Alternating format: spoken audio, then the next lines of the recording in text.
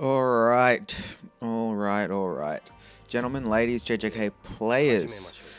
Today we're going to look at Extreme 2 Hanami and getting that secret title. I have to say, both of these were frustrating and annoying but here it is. Hanami Phase 1 isn't too bad. Phase 2 is a little bit annoying. So basically what you're needing to do is time all of your abilities such that Toge can get his damage reduction plus the recollection bit damage reduction just before Hanami ults, and then Nanami with the healing recollection bit can keep you topped up, and from there it's all about just timing your ults with Yuji and Yuta in the back. During the domain expansion, Hanami is... She takes less damage to physical attacks, so Yuji isn't great. But she also depletes your ult gauge, so Yuta can't really hit with his curse technique stuff, which is a bit annoying. So you want to try and get some hits in beforehand, but it's not hugely irrelevant. So it's certainly one of those slightly awkward things. So here, I've gotten her to the point where I can break with the 3 support ults, so Yaga, Nanami, and Toge, which is the plan. And then I want to do some extra damage. Well, and then I want to get the phase transition with Yuji. And because there's no point in holding any of the ults, simply because Hanami will drain your ult gauge to 0 during the transition here. So that's a bit annoying, but it does kind of work out reasonably well. So as you can see, we get that there. You could use a different DPS for this. I just found Yuji to be quite good for it. Here is a bit awkward. She takes massively reduced damage here, so it's really just about building up your curse energy a little bit so you can hit her reasonably hard. But you use both Toge and recollection bit to reduce damage. Toge goes down in this instance, which is fine. Yuta comes in, tops everyone up, and then we can also use Nanami here as well. At this point, Yuta can do a little bit of damage, which is nice because we can still use some cursed energy. One of the things that's very relevant is that one of her attacks does damage based on how much cursed energy you have. So you need to be pretty good at managing your CE, otherwise she can one-shot literally anyone. If you've got like 40 or 50 cursed energy, she'll one-shot characters, and she gets 2 attacks, so she could one-shot 2 characters. It's part of the reason why I've got the res recollection bit on Yuji, despite me being in love with like-minded sisters because of the crit stuff.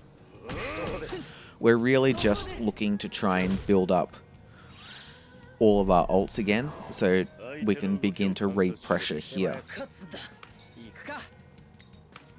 So that's what we're going to do. Build some curse energy back up now that we can. I'm at that interesting point where it looks like we can do some more stuff with Yuji. Thankfully, he managed to fade getting attacked on that last one. There is definitely some RNG in this. As you can see, we'll get some really good damage in there. Nanami gets attacked, not the end of the world. We do manage to get the combo ult with Yuta, and we give Yuta the extra buff with Yuji here. Now, as you can see, this is definitely not going to KO because Hanami is very, very tanky. In fact, we do very little damage at all. But it's not the end of the world, because really we're just looking for a reprieve in the attack so that we can rebuild up and re-heal and rebuild our ults for a second wave of attacks. These do go on. This event does go on quite long.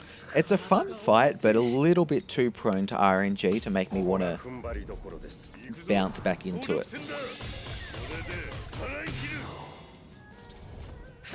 Go.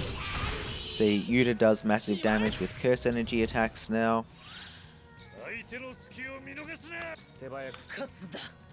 And from here, it's pretty much academic. We're going to get yet another attack, probably yet another ult, sorry, with Yuji.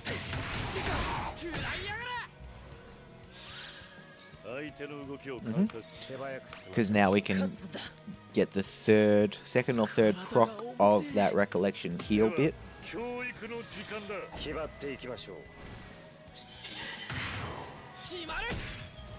Yep, perfect.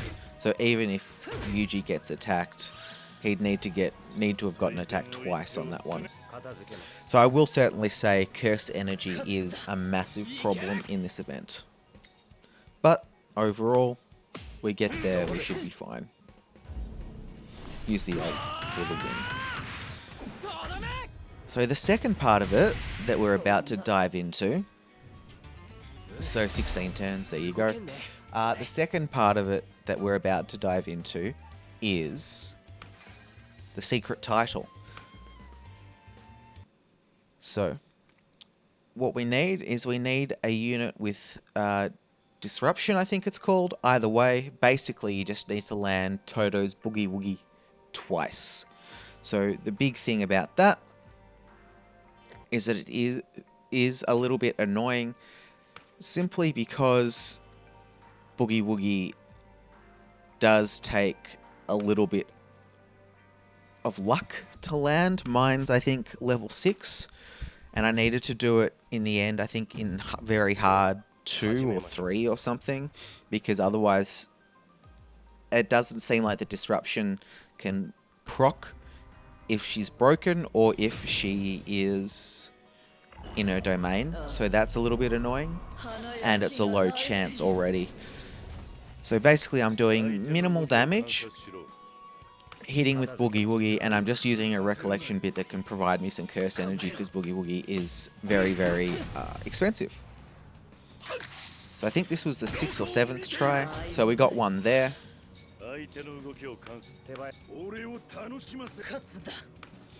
Memory serves, I whiffed this one. Oh no, we got this one, cool. So we got 2 sequential Woogie Woogies on this go, so that was very simple in the end, which is great, because this took about 40 minutes or so of farming, help me. But there you go, worked out in the end. From here, you can just put it on auto if you want, it's no big deal. Or you can just get it done manually. I think from memory I got it done manually, so I could just get it done as quickly as possible. But if you enjoyed the video, that's awesome. Leave a like, comment. If you got any questions about this, let me know.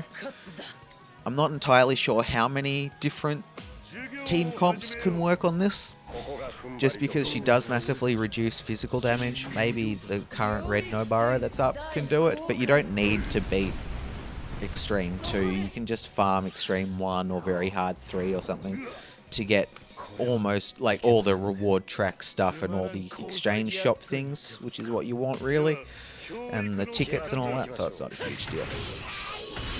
But with that, I'll catch you in the next one, and see you later. Peace.